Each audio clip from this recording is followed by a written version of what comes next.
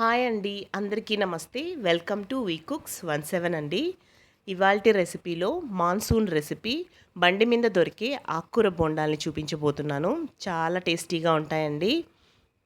వీటిని మనం పాలకూర, తోటకూర, సిరికూర అంటాం కదండి. ఆ ఆకుకూరల్లో ఏదో ఒకటి ఎంచుకోవచ్చు, లేదా కలిపి కూడా చేసుకోవచ్చండి. చాలా టేస్టీగా ఉంటాయి. ఇవి ఎక్కువగా అన్నమయ్య జిల్లా అటువైపు ఆ బెల్ట్లో తీసుకున్నారంటే చాలా ఫేమస్ అండి, బాగా దొరుకుతాయి.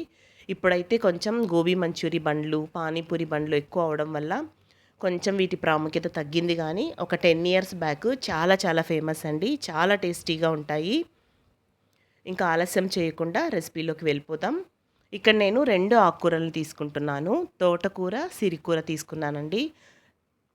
ఆకుకూరల్లో కొంచెం మట్టి ఉంటుంది కాబట్టి 1కి 2 సార్లు బాగా వాష్ చేసుకొని వాటర్ అంతా తీసేసేసి వాటిని సన్నగా తరిగి పెట్టుకోవాలి.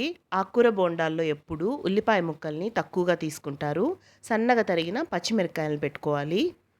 ఇక్కడ నా దగ్గర పండు మిర్చి ఉండడం వల్ల అది బాగా కారం ఉన్నాయండి, అందుకే అవి తీసుకున్నాను. పెద్దగా ఉన్న గిన్నెని తీసుకున్నామంటే కలుపుకోవడానికి వీలుగా ఉంటుంది. ఒక్కో ఇంగ్రీడియంట్ని అందులో వేసుకోండి.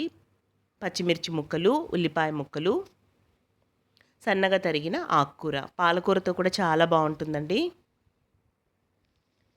ఎక్కువగా తోటకూరని యూజ్ చేస్తారు బండి మీద దొరికే బోండాలల్లో అయితే. ఒక హాఫ్ స్పూన్ అల్లం వెల్లుల్లి పేస్ట్ వేసుకోండి.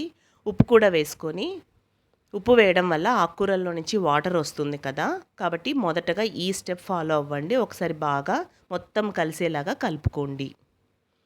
ఇక్కడ మీరు అల్లం వెల్లుల్లి ప్లేస్లో అల్లం ముక్కల్ని కూడా సన్నగా తరిగి వేసుకోవచ్చండి, అలా కూడా బాగుంటుంది. ఇప్పుడు శనగపిండి వేసుకొని మొత్తం కలిసేలాగా కలుపుకోండి. ఫస్ట్లో నీళ్ళేమి వేయకండి, ఆ చెమ్మతోనే కలపడానికి ట్రై చేయండి. ఇప్పుడు సీక్రెట్ ఇంగ్రీడియంట్, ఒక 2 స్పూన్ల మైదా వేసుకోండి. ఖచ్చితంగా బండి మీద వాళ్ళు మైదాని కలుపుతారండి, అందుకే అంత కమ్మటి రుచి వస్తుంది. కొంచెం పసుపు, మిగిలిన పచ్చిమిరపకాయలను కూడా వేసేసుకున్నాను నేను. ఒక చిన్న ఒక పించ్ సోడా అండి, అంతే. ఇప్పుడు కొంచెం కొంచెం నీళ్ళు వేసుకొని కలుపుకోవాలి. ఉప్పు, సోడా మొత్తం బాగా కలిసేలాగా కలుపుకునేసి కొద్ది కొద్దిగా వాటర్ వేసుకుంటూ కలుపుకోండి. కన్సిస్టెన్సీ చూసారు కదండి, ఈ బోండాలకి ఎలా సరిపోతుందో అలా వేసుకోవాలి. నూనె పెనాన్ని పెట్టుకొని బాగా వేడైన తర్వాత ఒక హాఫ్ గెరట ఆయిల్ వేసుకోవాలండి ఈ పిండిలో. ఎందుకంటే ఆ విధంగా వేయడం వల్ల లోపల మీకు బాగా గుల్లగా వస్తాయి, బాగా పొంగుతాయి అన్నమాట బోండాలు. నూనె బాగా వేడెక్కిన తర్వాత ఫ్లేమ్ని మీడియం ఫ్లేమ్లో పెట్టేసుకొని ఇంకా బోండాలు వేసేసుకోవడమే అండి. ఇంట్లో ఎవరైనా చిన్నపిల్లలు ఆకుకూర తిన్నట్లయితే ఈ విధంగా మీరు ట్రై చేయండి, చాలా హ్యాపీగా తినేస్తారు. అస్సలు స్మెల్ ఏమీ ఉండవు, ఆకుకూర స్మెల్. ఈ ఆకుకూర బోండాలకి కొత్తిమీర, పుదీనా ఏం వెయ్యరండి. కావాలంటే మీరు కొంచెం కరివేపాకును వాడుకోవచ్చు. చాలా బాగుంటాయండి. మీరు కూడా ఒకసారి తప్పకుండా ట్రై చేయండి. ట్రై చేసి మీ ఫీడ్బ్యాక్ని కామెంట్ రూపంలో తెలియజేయండి. వీడియో నచ్చినట్లయితే లైక్ చేసి మీ ఫ్రెండ్స్ అండ్ రిలేటివ్స్కి షేర్ చేయండి.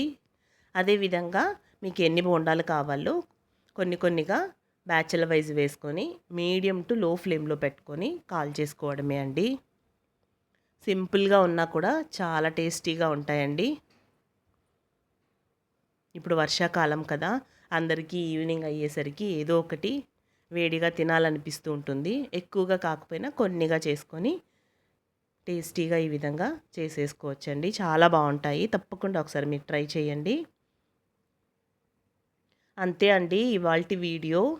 థ్యాంక్స్ ఫర్ వాచింగ్ అండి. Take care, bye.